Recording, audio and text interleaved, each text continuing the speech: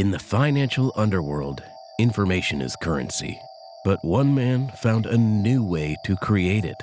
This is Dr. Cassian Voss, 40 years old, a man who once lived under bright laboratory lights, studying cells and chemicals, before he learned that the real power wasn't in healing people, it was to control the world.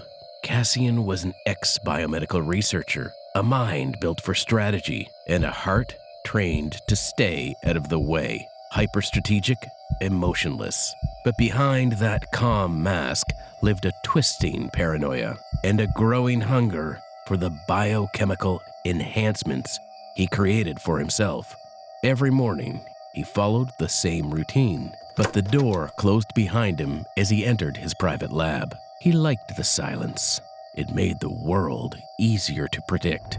He checked stock indexes faster than most people checked the weather and recorded shifts in biotech companies. And then, without hesitation, he opened a small metal case. Inside were rows of clear glass vials, his real edge. Experimental biochemical enhancers, designed by him, tested by him, microdosed himself every morning. He lifted a dropper and held his breath. Let a small, glowing liquid roll under his tongue. Cassian forced evolution, but evolution had a price, and today he would feel the first cut. It started with a number, a simple market curve on his screen. A biotech startup, barely funded, was about to explode in value, but there was no data. Stocks do not move without a reason, unless someone is pushing them. Cassian's pulse sharpened. His paranoia woke up. He leaned closer to the screen. Eyes narrowed, mind racing. He suspected a rival hedge fund, one known for dirty tactics and even dirtier connections. He reached into his desk, pulled out a new chemical compound, and swallowed it dry. A neurofocus enhancer. Minutes later, his brain lit up. He followed the digital trail, a hidden set of encrypted financial moves. They had buried the truth, but Cassian was no stranger to digging up secrets. And now he knew something big was happening, something he wasn't invited into. That alone was enough to make him angry. Cassian knew that manipulating a market was dangerous. Some lines should never be crossed, but Cassian lived his life standing right on top of them. He stared at his reflection in the dark monitor, a ghost of a man. Opportunity, temptation, power. A split-screen moment, his reflection versus his ambition. And in that silent war, ambition won. He chose power. He moved faster than any normal man could. He drafted a false biochemical contamination report, false markers, and scary implications. He tied it to his rival's company. Within hours, the market reacted and the investors panicked. Stock prices crashed like glass hitting stone. Cassian watched his own portfolio surge upward. The first hit always feels the cleanest. But then, on one of his screens, a red alert flickered. Someone had noticed the false report. He froze, and just like that, Cassian was no longer the hunter. He was on someone's radar. Cassian leaned forward, confused. Someone had found his shadow and followed it. His pulse punched through his chest. He knew what a trace meant. Someone had seen the path he left behind, and someone was looking for him. He rushed to the metal case on his desk and grabbed 2 vials, a double dose. He tilted his head back and swallowed. He needed clarity, but the enhancers did not bring clarity anymore, only chaos. Within minutes, the side effects hit. Tremors, sharp bursts of light in the corners of his vision, a strange feeling of being watched from inside his own skull. But Cassian forced himself to focus.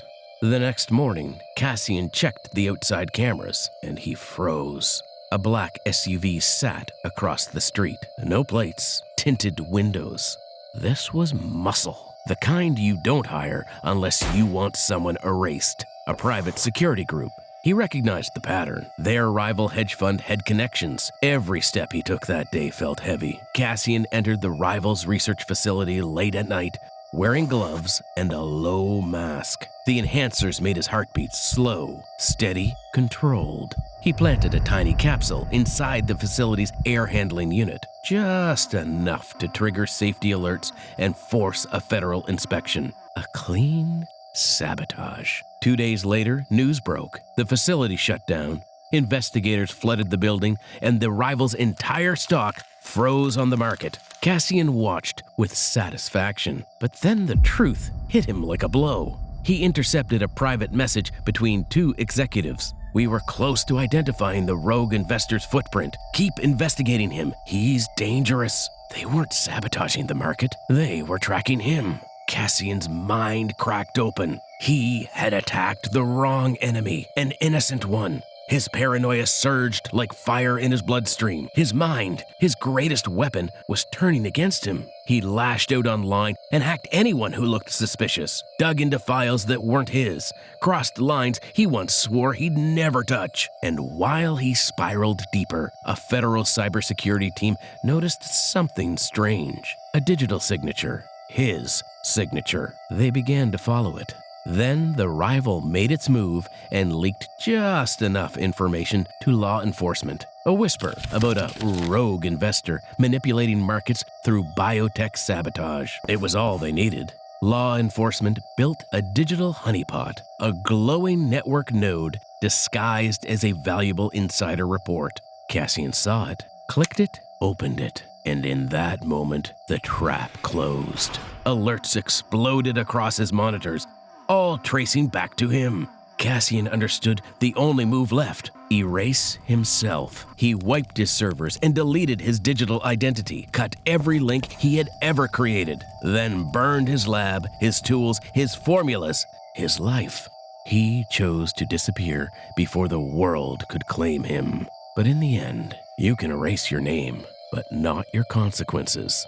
Cassian sat alone in a rented room, far from the city lights. He had one last move, one final gambit that could flip the world upside down. He opened his laptop. The plan was simple: forge critical data, crash a major market, redirect the blame toward a rival firm that was already under suspicion, then vanish, slipping out of the country before the smoke cleared. Cassian typed with frightening precision, the enhancers pushing his mind into hyperfocus. He was building the perfect storm, but then the first wave hit, a tremor. The biohacking compounds in his system, mixed with stress and lack of sleep, began to fight him. The room darkened and brightened all at once. He blinked hard. The mind he had sharpened finally cut back. Enemies appeared in the corners of the room, blurry shapes, half real, half imagined. Footsteps echoed behind him, even though he was alone. He clutched the table,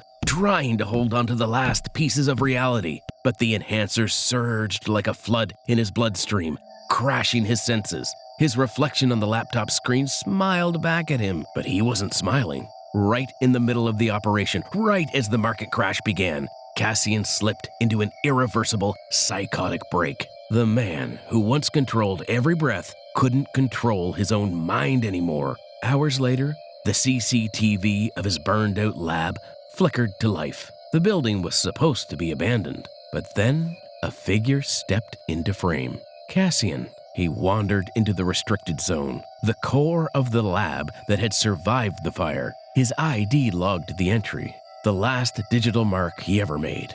Sometime later, when a federal team stormed the building, expecting to confront the phantom investor, they found nothing. No Cassian, no trace of him, only a single chair toppled on its side, and the monitor still glowing with the unfinished market manipulation he had started. The code was frozen mid-command, as if he had left in the middle of typing a single word. It was as if he had vanished between one breath and the next. Crime leaves no fingerprints, only shadows. And sometimes the shadow disappears before you realize it was even there. Then a new image appears, a federal most wanted list. Cassian's face appears, still emotionless, a ghost looking straight at the viewer. Did he escape, or did the biohacks destroy him? Some mysteries don't end. They just hide deeper. Fade out, silence, end.